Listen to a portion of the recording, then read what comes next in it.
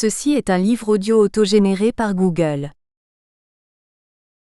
Logique sociale, série Sociologie de la connaissance, dirigée par Francis Farrugia.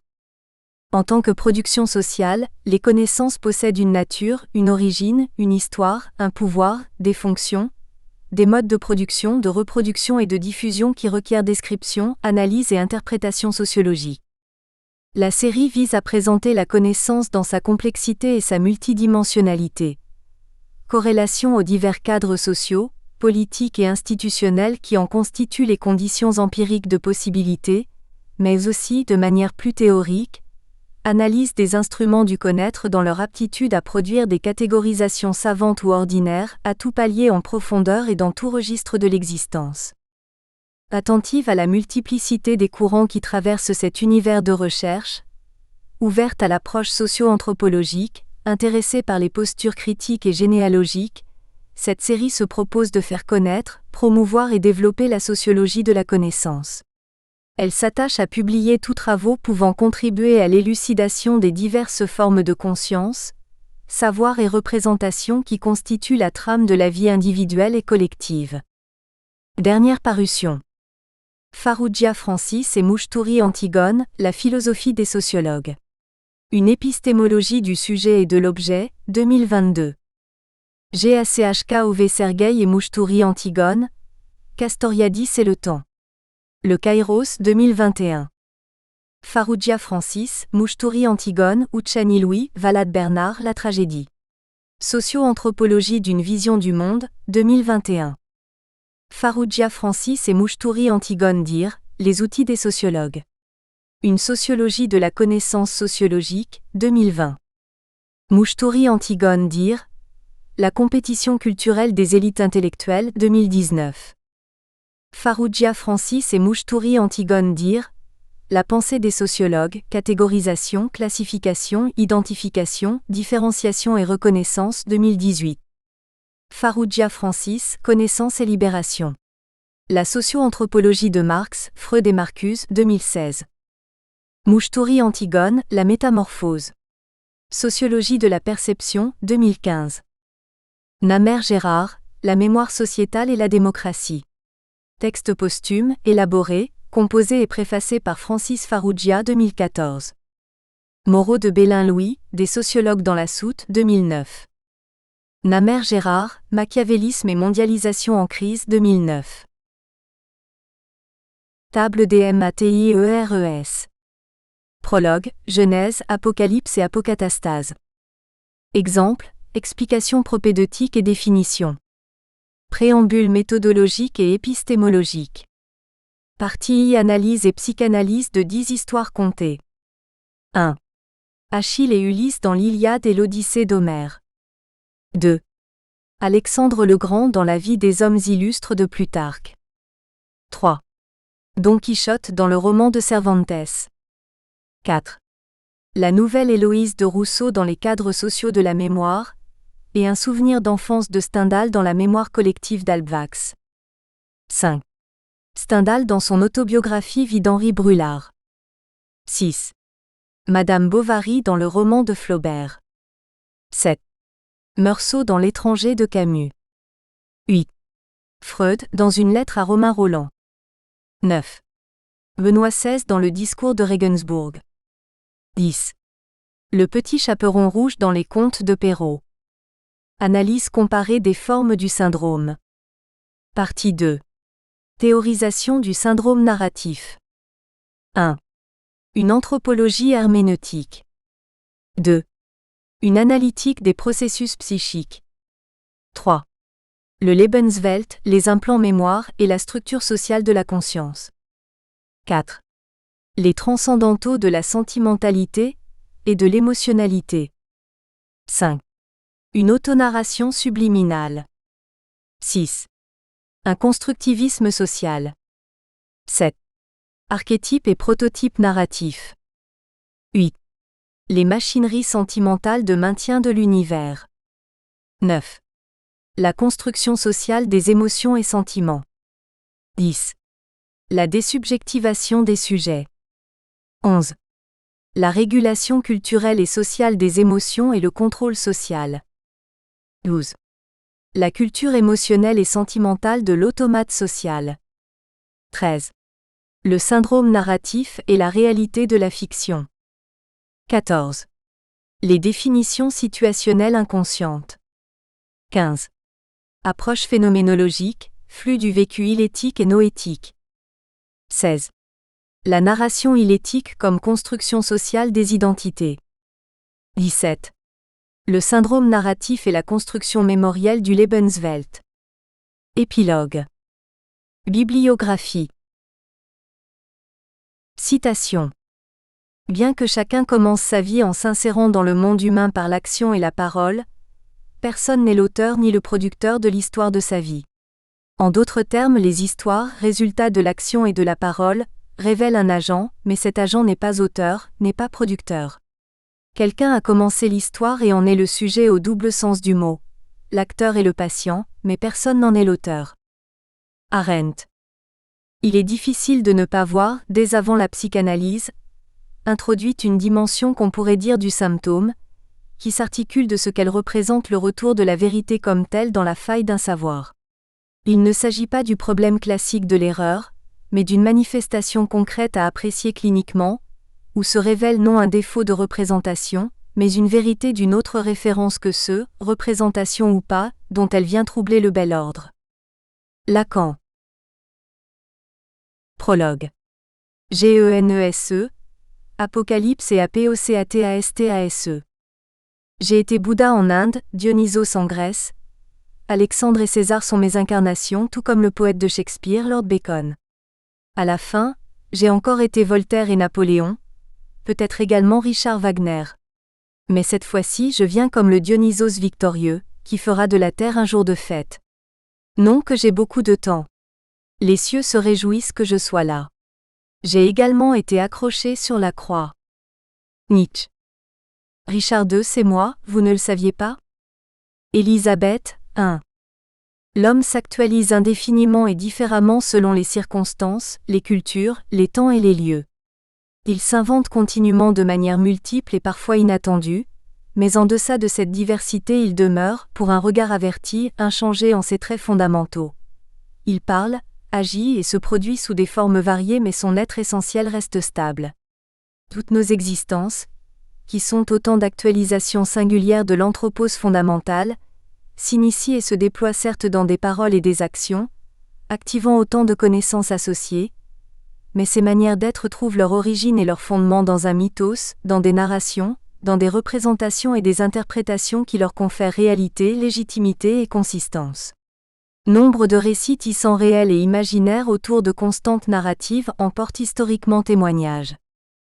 Quelques histoires mémorables se succèdent et se croisent, se racontent et se rencontrent dans le présent écrit. Elles participent de la grande narration sans commencement ni fin, tissant l'existence de l'existant.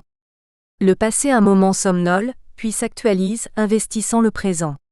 Les histoires réveillées ici analysées et interprétées rapportent des épisodes de la vie remarquable de divers personnages, simplement connus ou bien illustres, qu'ils soient réels ou de fiction, mais que veut dire réel?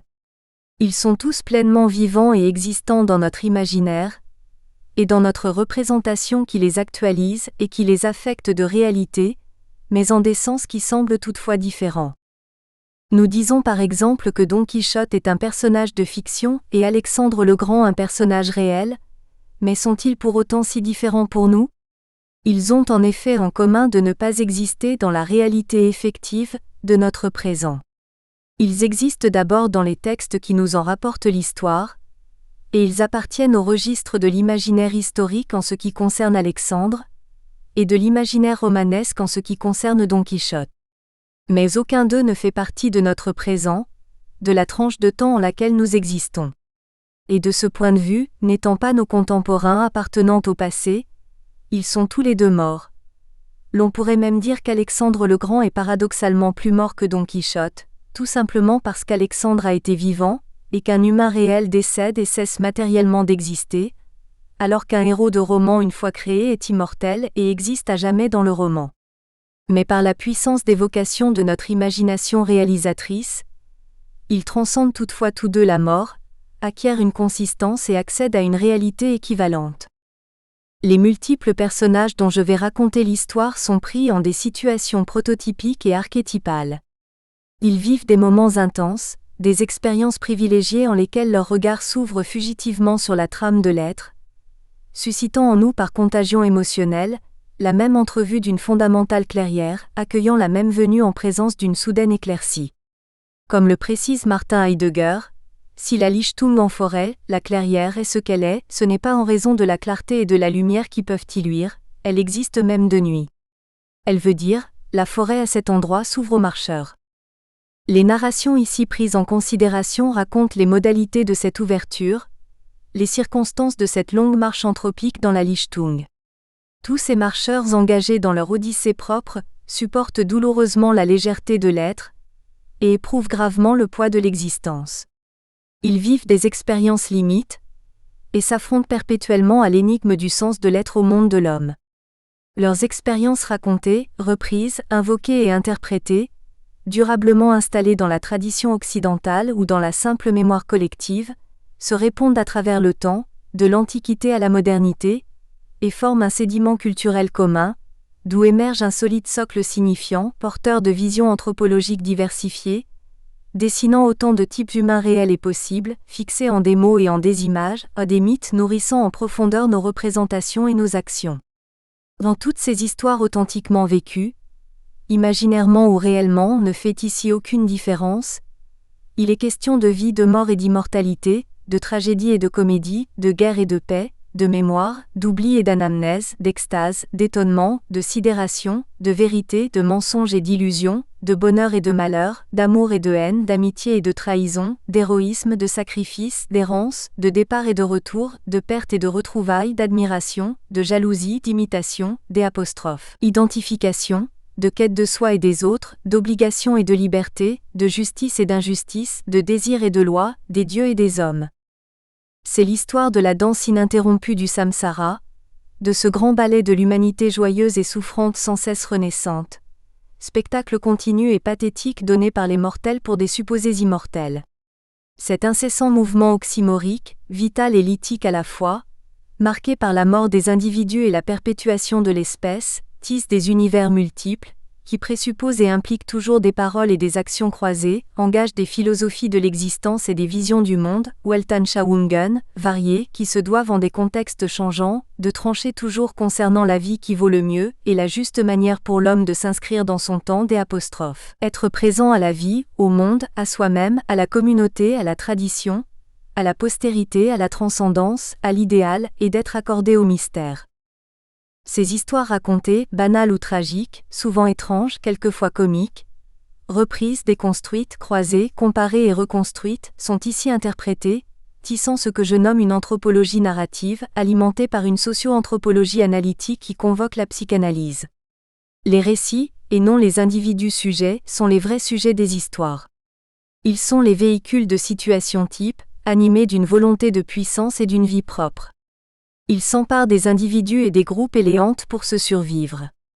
Les personnes vivantes, narrativement investies et historiées, en sont les récitants captifs et consentants, les griots missionnés qui propagent le syndrome narratif. Toutes ces expériences narrées, porteuses de savoirs fondamentaux, se transmettent de génération en génération, se reproduisent et se multiplient, se racontant les unes les autres à l'infini, dessinant un grand mythe enveloppant l'humanité. Ces récits toujours vivants dont les hommes sont les acteurs, accomplissent et révèlent leur mission, qui est de rendre témoignage et justice à cette vérité essentielle à la fois obscure et aveuglante. L'existence pour l'homme, sujet, objet, acteur et passeur de ces histoires s'écoule dangereusement hors de tout abri, en un flux inexorable sans repli ni repos, dans une indétermination fondamentale, paradoxalement tissée de nécessité, marquée du sceau de l'irréversibilité, en une liberté infinie se déployant sous le poids des apostrophes. Une contrainte permanente, exigeant que soient faits des choix enchaînés, scellant un destin qui s'accomplissant enfin peut alors être narré sans fin. Comme si le fait de parler et d'écrire, en fixant les mots, pouvait figer le temps. La question existentielle, incarnée en ces récits faisant socle culturel, s'encastre dans une interrogation métaphysique qui troue l'empiricité quotidienne de son irréductible quête de signifiance ultime, transcendant toutes les significations profanes et séculières, car aucune matérialité pour l'homme ne s'épuise en elle-même, mais se poursuit toujours dans l'ouvert d'un désir et d'un questionnement jamais satisfait portant sur le sens de l'être au monde et de l'être du monde. Ces actions imbriquées constituant le genre humain comme tel, qui donne lieu à d'infinies narrations, constituent ce que l'on peut nommer, pour reprendre une formule de Platon, le monde des actions humaines, ta ton anthropon pragmata. La finitude, pera, et l'incomplétude ontologique de la condition humaine se croisent sans fin avec l'infinité apéron du temps, l'infini des désirs et l'infini des réponses possibles. Connexion tragique qui génère autant de formes culturelles compensatrices de cette béance ontologique première habitant le langage et l'existence de sa présence à jamais indicible. Béance que toutes les histoires racontées s'efforcent toutefois de dire et de redire pour remplir par ce bruit signifiant le vide primordial et son silence infini, dans L'.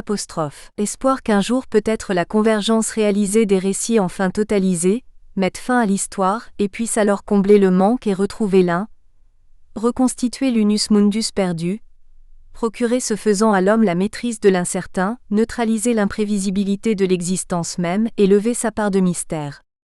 Par ce jugement narratif dernier émanant des discours unifiés, les choses dispersées du monde seront alors enfin dites et regroupées. Elles seront intégralement transformées en mots, et le monde sera devenu lisible comme un livre. Cette histoire que j'envisage comme possible, qui narre la venue et l'avènement d'une fin de l'histoire, liée à une fin des histoires et à la survenue d'un savoir absolu, sera une apocalypsis, un dévoilement, une révélation, et se produira à la fin des temps, lorsqu'il n'y aura plus rien à raconter parce que tout aura été dit. Les livres furent ouverts. Et un autre livre fut ouvert, celui qui est le livre de vie. Et les morts furent jugés selon leurs œuvres, d'après ce qui était écrit dans ces livres. La mer rendit les morts qui étaient en elle, la mort et le séjour des morts rendirent les morts qui étaient en eux, et chacun fut jugé selon ses œuvres. Et la mort et le séjour des morts furent jetés dans l'étang de feu. C'est la seconde mort, l'étang de feu. Quiconque ne fut pas trouvé écrit dans le livre de vie, fut jeté dans l'étang de feu. Apocalypse de Jean 20, 12-15. Quiconque ne fait pas partie de la narration ultime, doit donc périr à jamais. Ce texte formule de manière préconceptuelle et métaphysique le fait que l'anthropos ne prend vie que dans le sein d'une ontologie narrative. C'est le récit, l'histoire racontée de la vie qui sauve l'humanité du non-être. L'être de l'homme est un être narré. Son histoire racontée est bien pour lui, le livre de vie, le grand registre existentiel en lequel tout est inscrit. Une telle histoire achevée, en laquelle chacun est écrit dans l'histoire, ne peut évidemment s'imaginer pour nous, corps des sentiers mystiques de l'orthodoxie religieuse monothéiste et de ses récits sacrés, qui en fournissent toutefois le prototype, car en aucun cas cette tradition théologique n'envisage une telle conquête cognitive et narrative de l'être par l'homme, étant encore enfermé en cette tradition religieuse n'accordant de pouvoir à Dieu, il se trouve nécessairement confiné en sa condition inférieure de créature soumise à son Créateur. Ni la tradition hébraïque, ni la musulmane, ni la chrétienne, ne peuvent donc raconter une telle fin narrative du monde, que je fantasme ici comme étant accomplie par l'anthropos enfin libéré du carcan divin, se révélant en un discours ultime et total, mais ces traditions théologiques décrivent en revanche la reconquête faite par Dieu, du monde et des hommes, fin du monde, Apocalypse, faisant écho à la Genèse, au commencement du monde, compris comme création de toutes choses par le logo divin, par le Verbe divin. Pour ce qui concerne la tradition judéo-chrétienne, voici comment la création du monde est narrée dans le prologue johannique. Au commencement était le Verbe, et le Verbe était auprès de Dieu, et le Verbe était Dieu. Celui-ci était au commencement auprès de Dieu. Tout fut par lui, et sans lui rien ne fut. Jean 1:1. Nous sommes en présence de la formulation claire d'un syndrome narratif inaugural, d'un syndrome narratif prototypique qui diffusa largement et fit tradition dans le monde hébraïque d'abord et dans le monde chrétien ensuite. Les choses sont ce qu'elles sont parce qu'elles ont été dites et narrées telles, par la vertu d'un discours démiurgique inaugural. Dieu est logo, langage, et ce langage divin est créateur dit-on, mais dans la perspective que je développe ici c'est à l'inverse le langage qui est Dieu, c'est le logo qui est divin, car il est la somme signifiante de toutes les histoires. Le logo est au commencement, en archet. Selon ce principe, le monde est ce qu'il est, conformément à ce qui a été dit, car c'est le dire qui performativement fait être, car le dire est l'être suprême. Si Dieu le Père est langage, parole, Dieu le Fils pour sa part est écrit, écriture. Le Christ est livre. Le chapitre 36 de l'ouvrage de Domenico Cavalca, intitulé Lo specchio della croce, le miroir de la croix, porte le titre complet révélateur suivant: Comme Cristo in croce et comme un libro aperto in cui è scritta e compendiata tutta la legge specialmente l'amore verso il prossimo. Comment le Christ en croix est comme un livre ouvert en lequel est inscrite et condensée toute la loi, spécialement l'amour envers le prochain. Et c'est selon cette fiction narrative primordiale que la réalité, que l'existence s'interpréta et s'interprète encore dans une grande partie du monde, particulièrement en Occident. Cette narration fit syndrome, et cette interprétation entra évidemment en conflit avec d'autres interprétations du monde, dont la plus importante est l'interprétation scientifique. Et ces conflits narratifs ne sont pas encore éteints. Nous savons par exemple que la théorie darwinienne de l'évolution est actuellement fortement contestée, pas seulement aux États-Unis, mais aussi en Europe, par les théories créationnistes se réclamant toujours de la Genèse, ce qui atteste de la permanence et de l'efficience de cet antique syndrome narratif religieux qui verrouille une interprétation du monde et qui oppose au discours concurrent de la science, pourtant puissant et reconnu. Discours scientifique qui tente de propager une autre lecture, une autre interprétation, aspirant lui aussi à faire syndrome narratif dominant, en s'étayant non sur la foi, mais sur la raison qu'il pose comme universelle. Ce texte inaugural de la Bible qui fit et fait encore syndrome chez beaucoup d'individus et de communautés, décrit ce temps de la création du monde raconté évidemment ex post. Il nous dit que les mots furent transformés en choses par le Verbe divin. En usant de ce texte sacré performatif et perlocutoire à la fois, Dieu disant, proférant, racontant le monde, le fit ainsi naître et exister tel. En disant il fit, en faisant il dit. Il mit les mots en monde. Le monde est donc issu d'un processus énonciatif et discursif. Le monde est discours. D'où la mission interprétative qui s'ensuit depuis ses commencements narratifs.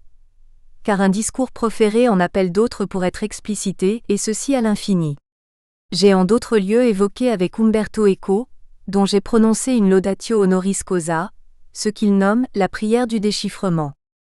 Voici ma thèse, selon l'histoire du monde, telle que je la prolonge en une interprétation séculière, subversive et involutive, il ne resterait plus à l'homme, lui aussi créé par Dieu, puis chassé du jardin d'Éden parce qu'il avait dérobé la connaissance à son Créateur, qu'à inverser la Genèse qui raconte comment Dieu a mis les mots en monde, et donc qu'à remettre le monde en mots, intégrant de la sorte la place de la divinité, à l'image de laquelle il a été fait, afin de devenir lui-même divin, cessant dès lors des apostrophes, être simplement son image, pour devenir l'original.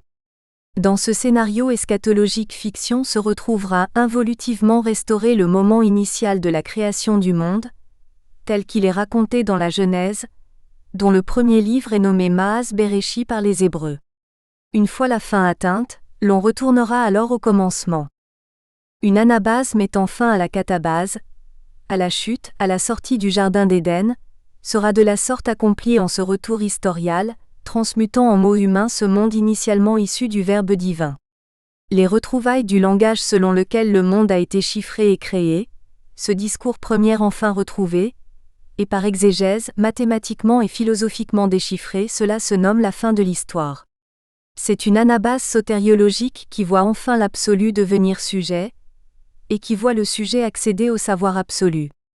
D'après le mythe judéo-chrétien de la création, comme nous venons de le voir, au commencement le Verbe se fit monde.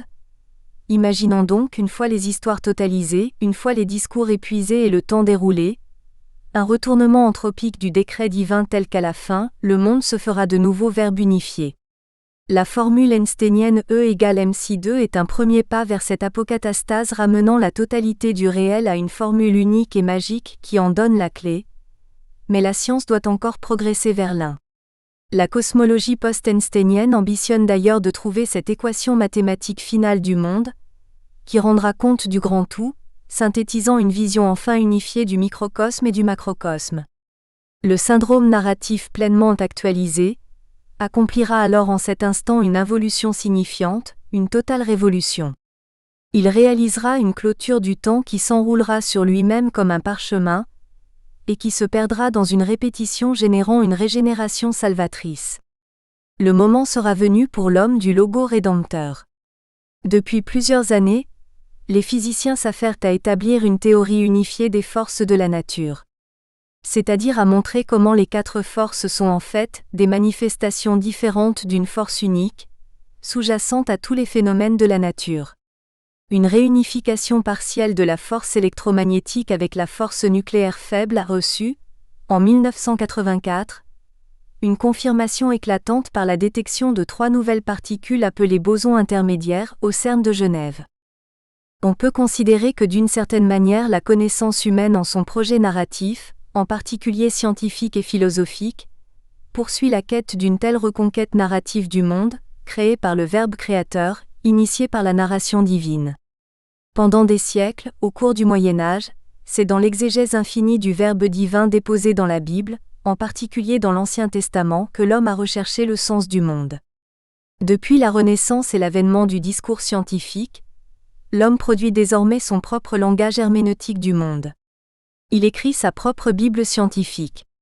Cette posture rationnelle expérimentale est inscrite dans l'essence du projet scientifique cartésien, ayant depuis largement pris son essor. On assistera donc dans cette perspective eschatologique, que je pose comme inhérente au principe ontologique narratif, à un rétablissement final de l'initial, à l'ultime apocatastasis. Par cette apocatastase, toutes choses alors seront restaurées dans leur état originel.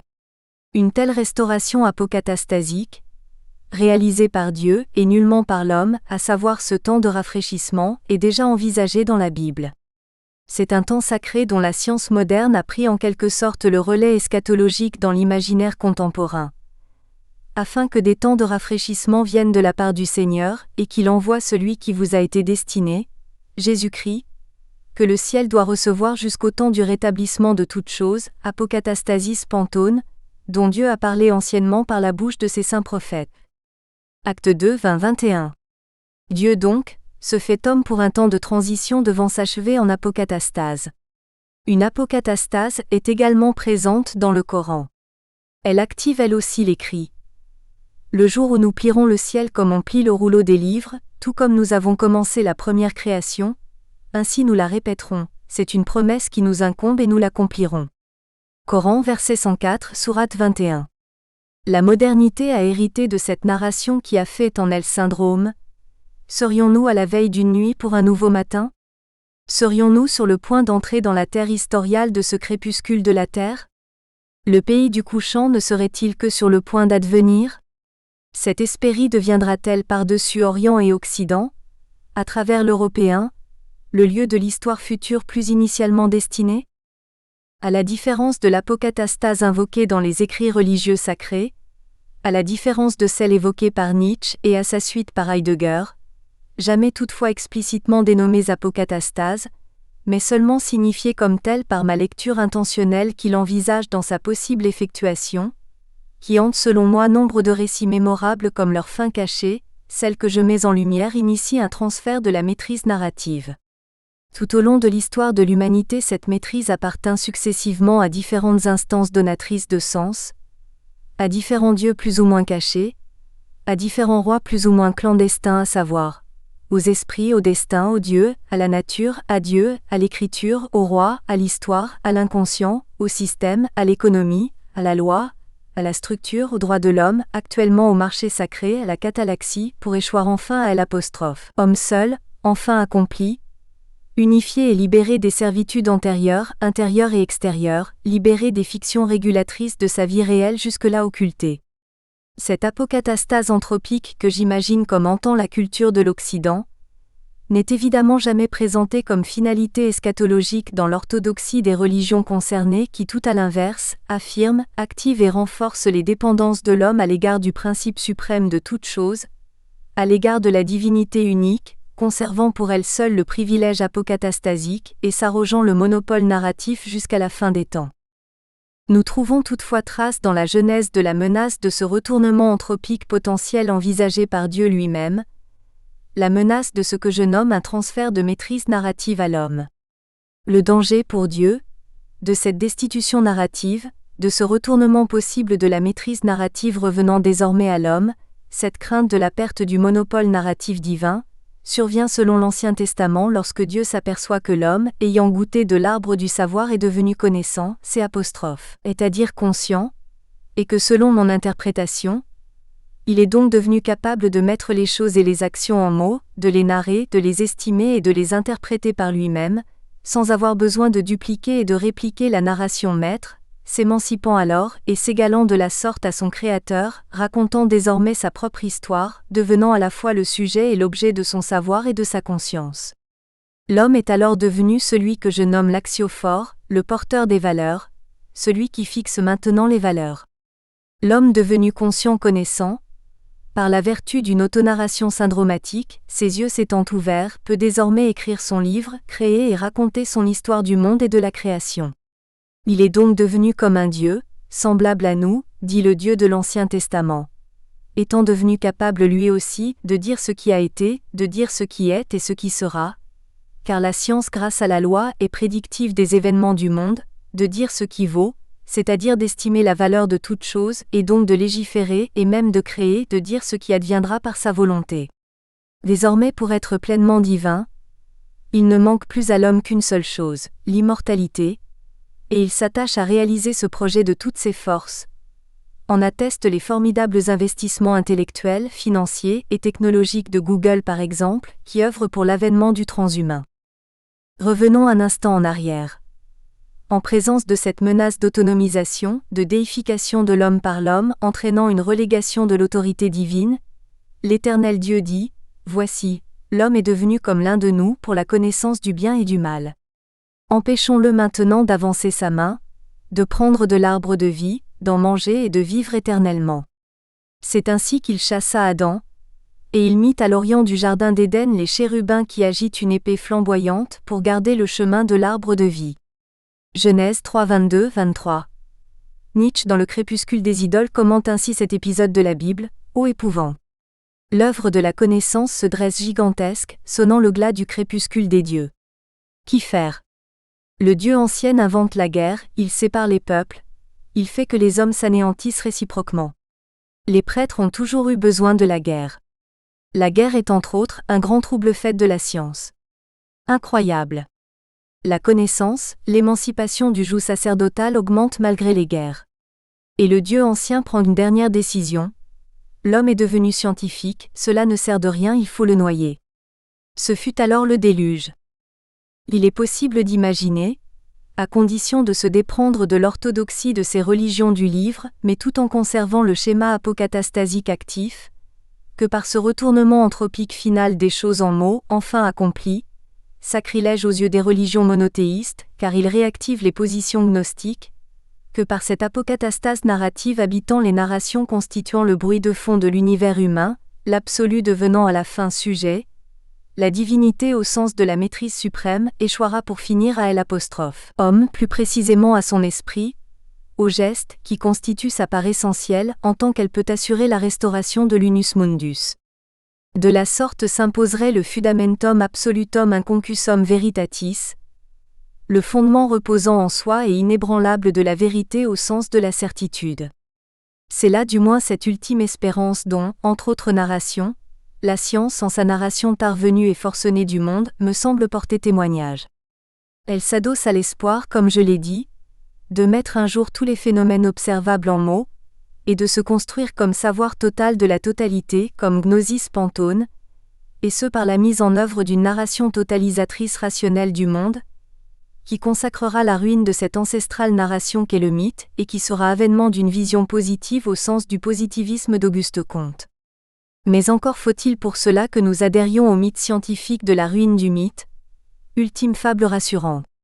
L'ethnologue demande au sauvage : « Y a-t-il encore des anthropophages dans votre tribu ?» Le sauvage répond : « Non, il n'y en a plus. Nous avons mangé le dernier hier. » L'ambition de la science, son but, est bien celui-ci. Réduire, abréger le monde, le condenser en quelques formules mathématiques décisives, le ramener à quelques signes qui en leur ultime et brève narration cosmique condensée feront syndrome universel et nous assureront la maîtrise de l'être. Cette narration scientifique énoncée en une langue universelle accessible aux initiés, exprimée en une mathésis universalis, théoriquement compréhensible par tous les savants, et cru par tous les ignorants qui n'auront pas le savoir nécessaire à sa compréhension, mettra fin à la confusion narrative voulue par Dieu pour préserver son monopole narratif et réalisera l'édification finale de la tour de Babel. Alors sera accompli le grand transfert du monopole narratif de Dieu à l'homme, donnant accès à l'ultime maîtrise du monde.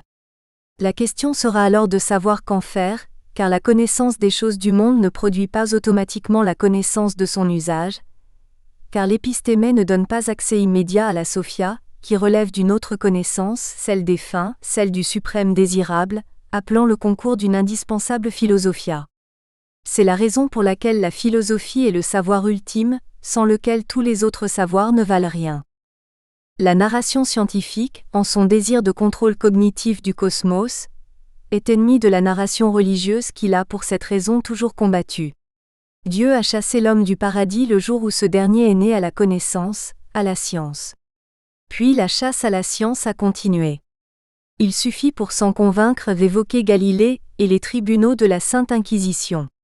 Mais étrangement, certains hommes de science, attestant de la possibilité d'une congruence narrative entre science et théologie, prennent inversement appui sur la narration sacrée de l'Écriture pour élaborer leur narration scientifique. Newton, qui était aussi grand spécialiste de la Kabbale, n'a-t-il pas écrit à propos de ses découvertes scientifiques ? Ceci n'est qu'une infime partie des ordonnances du cosmos telles que j'ai pu les calculer à partir des structures fondamentales que révèle la Torah. Et il siglait les pages de ses écrits de la formule Soli Deo Gloria, à Dieu seul la gloire. Cette formule latine est extraite du Nouveau Testament. Notons que Jean-Sébastien Bach siglait lui aussi ses œuvres ainsi, SDG. Ceci signifie qu'aucun culte ne peut être rendu à l'homme, mais à Dieu seul.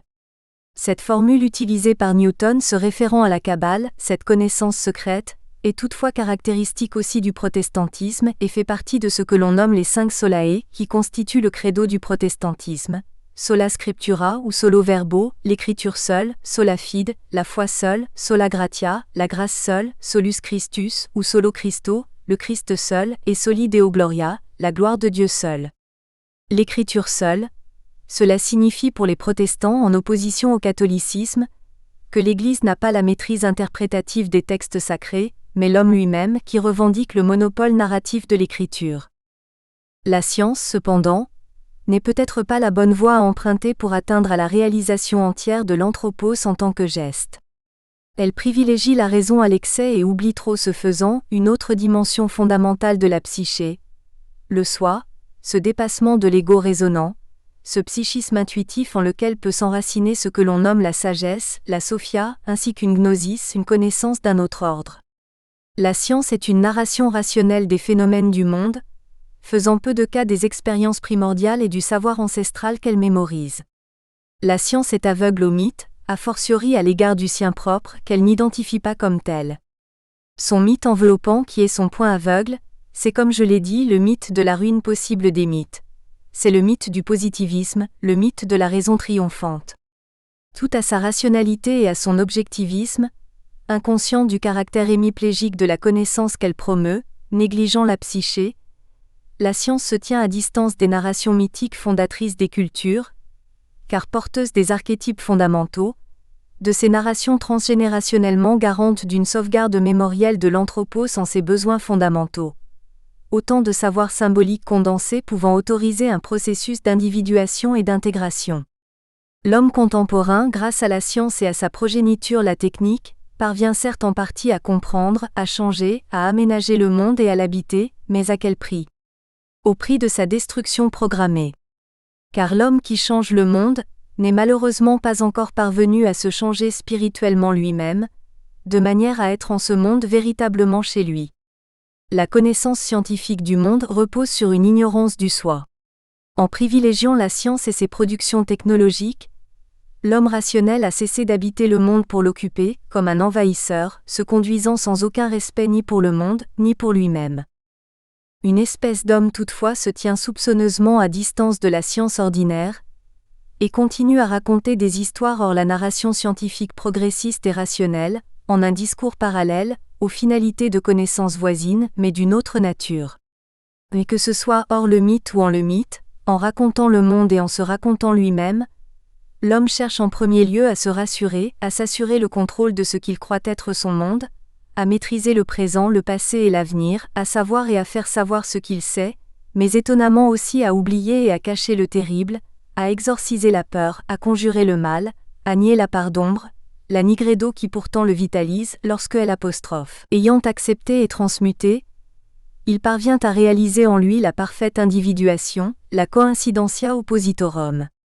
Faute de l'accomplissement de cet opus magnum, il œuvre pathétiquement à augmenter son niveau de conscience et de connaissance de l'existant, en même temps qu'à se leurrer à son sujet, et à perpétuer la grande illusion vitale, tout en sachant qu'il chevauche dangereusement le dos du tigre.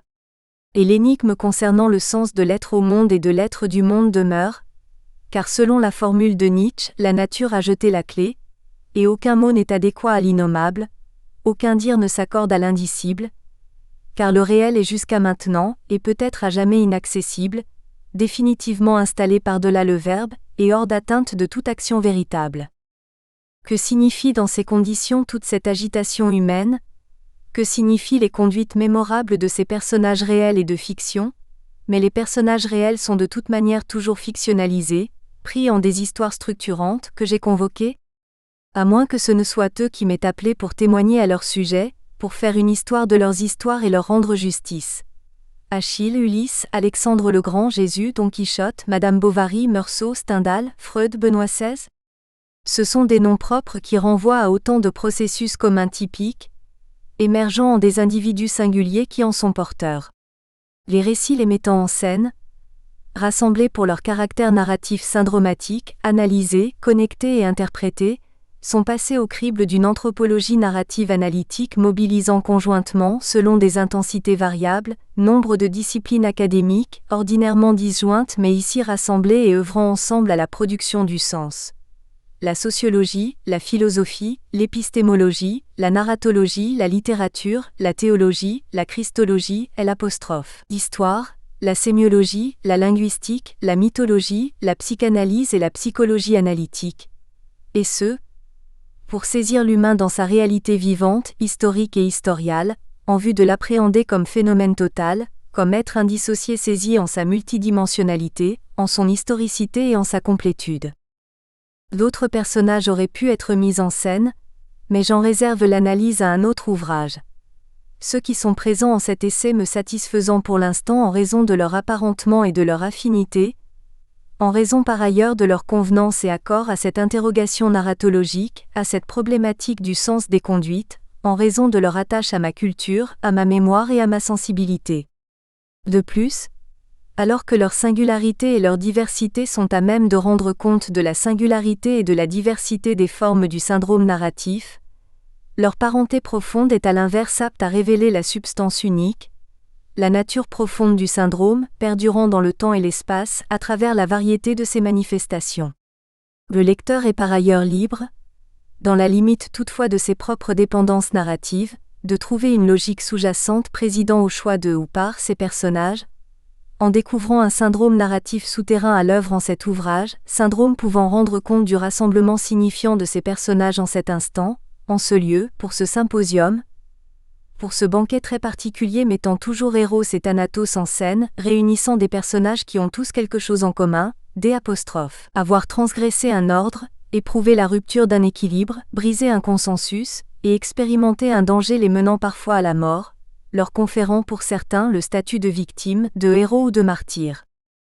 De l'Antiquité à nos jours, ces histoires singulières, ces universaux singuliers rassemblés en cet essai, tissent une longue chaîne récitative attestant de l'efficience et de l'insistance du syndrome narratif, de la perduration dans l'imaginaire et dans la mémoire collective, de figures identificatoires fortes, de situations prototypiques incarnant autant d'archétypes toujours actifs, déterminant des conduites individuelles et collectives, transhistoriques, typiques ou stéréotypées, intensité toutefois variable, et à retentissement varié selon leur importance historique et les contextes. L'influence de Jésus de Nazareth est évidemment d'un tout autre ordre que celle d'Achille, ou encore que celle de Madame Bovary, de même que celle de Don Quichotte, de Stendhal, de Meursault-Camus ou du pape Benoît XVI. Mais je n'ai pas eu pour intention de réunir ces personnages et leurs histoires uniquement à proportion de leur importance et de l'intensité de leurs influences culturelles et historiques, mais plus précisément d'identifier des types, des rôles, des places, topoi, et des fonctions narratives, non pas identiques, mais variées et complémentaires.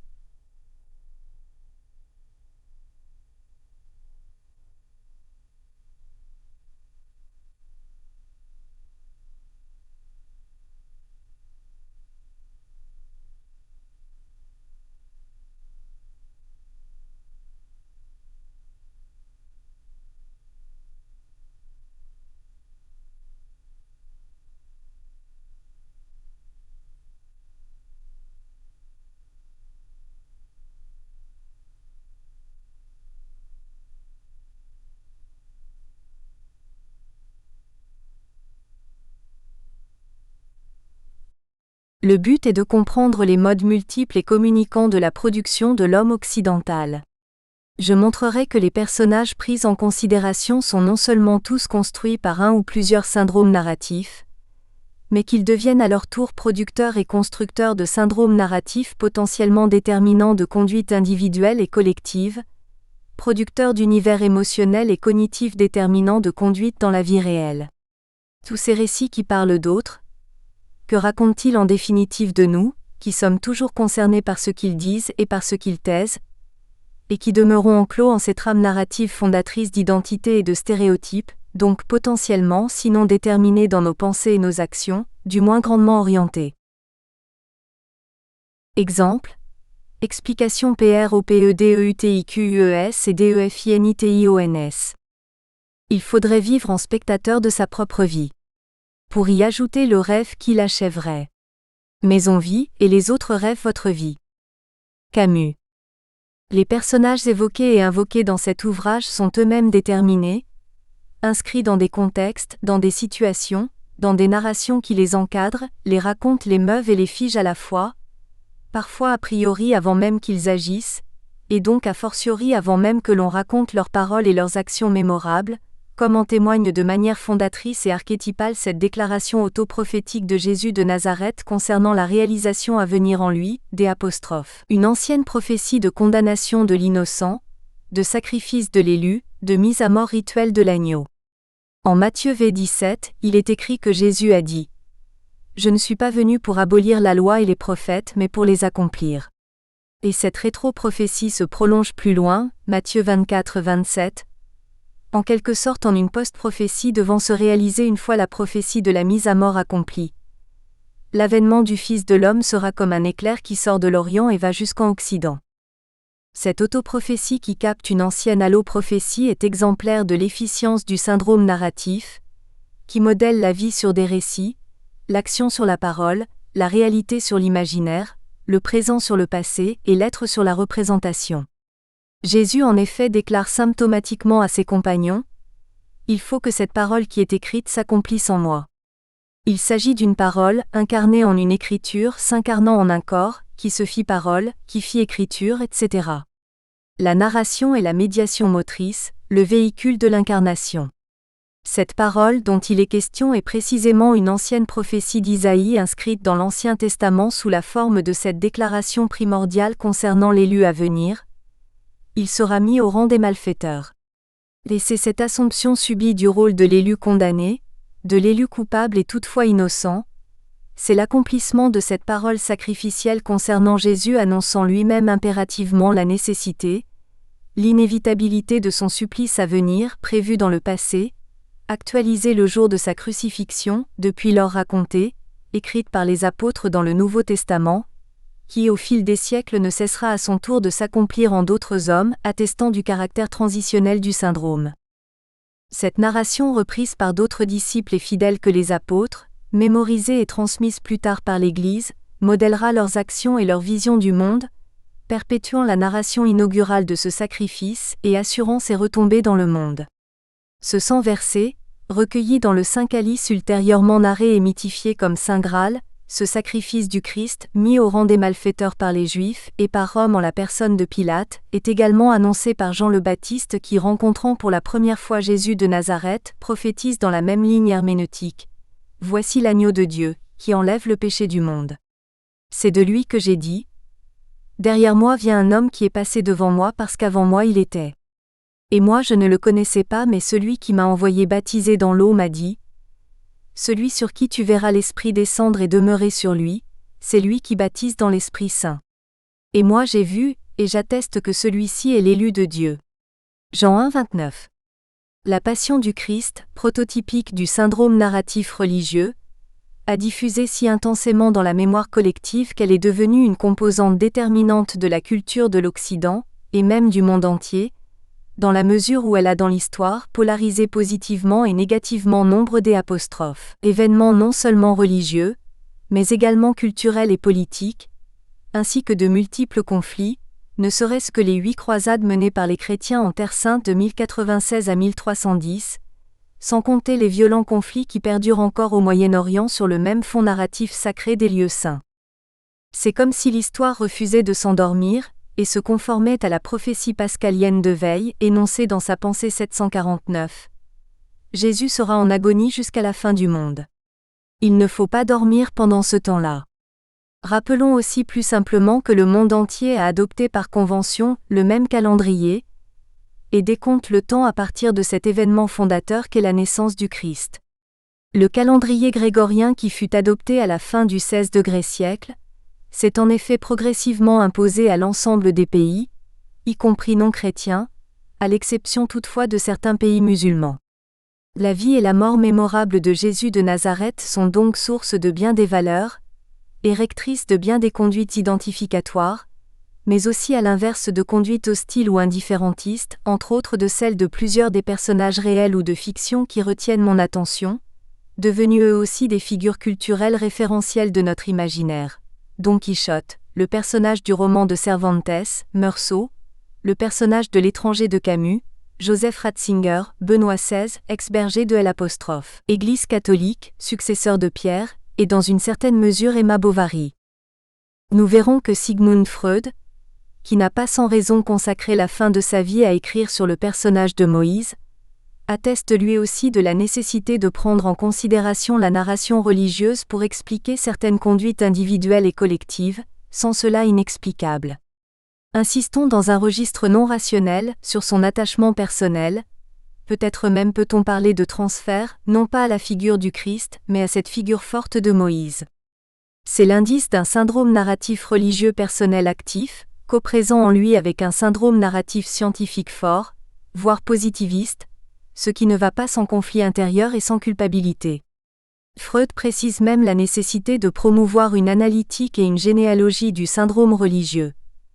On pourrait découvrir de quelles sources les idées, et particulièrement les idées religieuses, tirent la force qui leur permet de subjuguer les individus et les peuples, écrit-il dans son Moïse. Le présent écrit investigue précisément cette question au moyen du concept de syndrome narratif. Une filière charismatique est incontestablement présente, qui fait syndrome et nous renseigne sur l'esprit des temps en lesquels tous ces personnages sont immergés, et sur notre temps aussi qui en est héritier. Les autres personnages considérés dans cet ouvrage sont également pris dans un puissant syndrome narratif, bien qu'en un sens non christique.